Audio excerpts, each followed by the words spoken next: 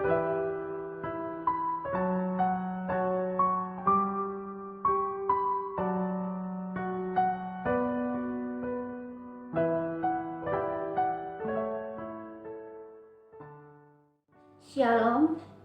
Bapak Ibu, Saudara yang dikasih dalam Tuhan. Kembali kita sama-sama ingin merenungkan firman Tuhan, dan kita sama-sama mau belajar dari firman Tuhan yang diambil dari kitab Perjanjian Baru, yaitu Kisah Para Rasul pasalnya yang ke-17, ayatnya yang ke-16 sampai ayatnya yang ke-31. Tetapi sebelumnya, Bapak Ibu, Saudara yang dikasih dalam Tuhan, saya ajak kita semua untuk berdoa. Mari kita berdoa.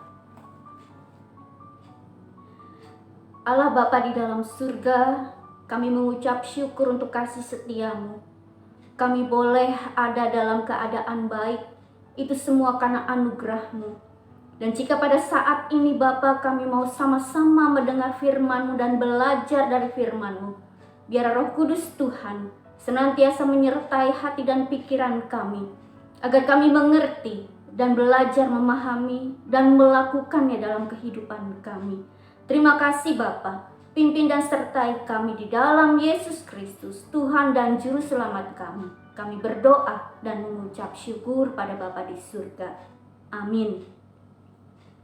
Bapak Ibu Saudara yang dikasih dalam Tuhan, firman Tuhan pada saat ini saya memberi tema atau judul kecil, yaitu ceritakanlah tentang Tuhan dan ceritakanlah kuasanya.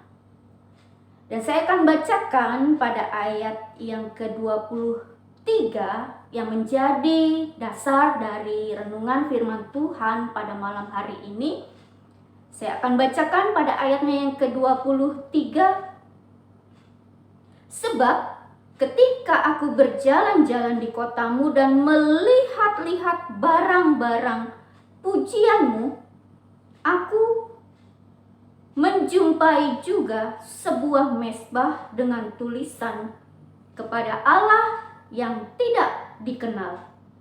Apa yang kamu sembah tanpa mengenalnya, itulah yang kuberitakan kepada kamu. Bapak Ibu Saudara yang dikasih dalam Tuhan, dalam perjalanan pelayanannya, Rasul Paulus tidak ada rencana untuk singgah di Athena. Tetapi ia terpaksa harus ke sana karena di daerah Berea itu ada orang-orang yang tidak suka kepadanya. Karena itu rekan-rekan sepelayanannya harus mengungsikannya demi keselamatannya. Nah, Bapak Ibu Saudara yang dikasih dalam Tuhan, Athena adalah kota yang penuh dengan patung-patung berhala dan kuil-kuil, tempat untuk pengorbanan berbagai dewa-dewi Yunani. Kota ini adalah kota yang religius dari suatu masyarakat yang majemuk. Dan di kota ini itu banyak tokoh-tokoh filsuf, atau katakanlah banyak orang-orang pintar di sana. Nah, Paulus berada di sana, hatinya sedih melihat banyak patung-patung berhala dan kuil-kuil tempat sembahan dewa-dewi Yunani. Karena itu, melihat hal yang demikian, hatinya tergerak untuk memberitakan Injil di Athena. Paulus mulai menyampaikan Injil Tuhan dalam budaya masyarakat Yunani di Athena. Di sana ada sebuah mezbah pengorbanan yang diperuntukkan kepada Allah yang tidak dikenal. Bapak Ibu bisa lihat pada ayat yang ke-23 tadi yang sudah saya bacakan. Dan Paulus menegaskan kepada mereka bahwa sebenarnya mereka telah menyembah Allah yang tidak dikenal. Dan Allah yang tidak dikenal itulah yang diperkenalkan Paulus kepada mereka, yaitu Allah yang Maha Kuasa, Allah yang menjadikan, atau Allah yang telah menjadikan langit dan bumi, yang memberi kehidupan kepada manusia dan yang menciptakan semua bangsa. Bisa dilihat pada ayat yang ke-25. Yang oleh kematian dan kebangkitannya itulah bukti bahwa Allah berkuasa. Dan dari pemberitaan Injil inilah, dari apa yang sudah dilakukan oleh Paulus, membuat banyak orang percaya dan tidak menutup kemungkinan orang-orang inilah yang akan menjadi cikal bakal berdirinya gereja Tuhan di Yunani, khususnya di Athena. Bapak Ibu Saudara yang dikasihi dalam Tuhan, sampai saat ini kita masih melihat upaya manusia mencari jalan untuk berjumpa dengan Tuhan.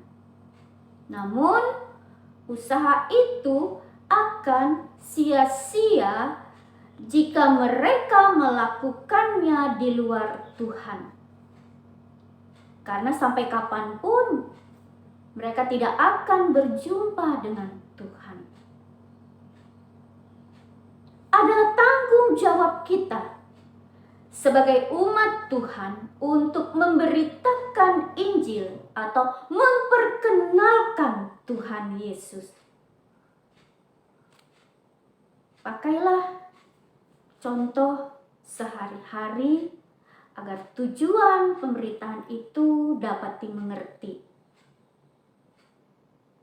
Bicaralah tentang kasih dan kuasa Tuhan dalam kehidupan sehari-hari, supaya mata hati mereka melihat kebaikan Tuhan dan mereka percaya. Bapak Ibu Saudara yang dikasihi dalam Tuhan, percayalah, Tuhan dapat membuat kita menjadi alat yang berguna bagi kemuliaannya. Asalkan kita mau datang dengan kerendahan hati dan mengandalkannya. Amin. Mari Bapak Ibu, kita berdoa, kita satu dalam doa. Mari kita berdoa. Ya Allah, Bapa di dalam surga, pakailah kami untuk menjadi alat-Mu memberitakan kasih-Mu, memperkatakan setiap perbuatan yang Tuhan sudah nyatakan dalam hidup kami. Ajar kami Bapa untuk berani menyatakan kasih-Mu kemana dan dimanapun kami berada. Pimpin kami Tuhan, agar kami berani menyatakan kuasa Tuhan, kasih Tuhan, penyertaan Tuhan dalam kehidupan kami, sehingga semakin banyak orang yang percaya kepada Tuhan. Di dalam Yesus Kristus, kami berserah dan kami terus mengandalkan Tuhan dalam kehidupan kami. Amin. Selamat malam, Tuhan Yesus memberkati.